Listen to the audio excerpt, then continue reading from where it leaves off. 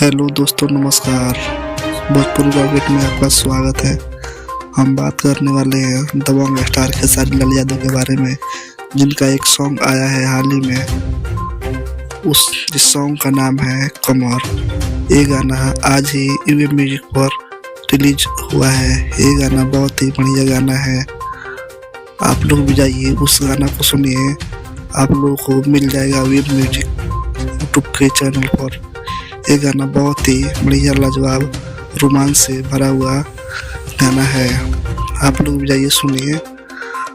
और हमारे चैनल को सब्सक्राइब नहीं किए तो जाकर कर लीजिए, ताकि भोजपुरी खबर सबसे पहले आप लोग को मिले। ये गाना कमर 15 घंटे में 6 नंबर ट्रेंडिंग में आ गया है। जिस गाना को गाए हैं भोजपुरी का दबंग स्टार खेसारी लाल यादव, नेहा राज, और वीडियो में नजर आएंगे सपना चौहान और खेसारी लाल यादव। ये गाना बहुत ही लाजवाब गाना है। आप लोग भी जाइए सुनिए।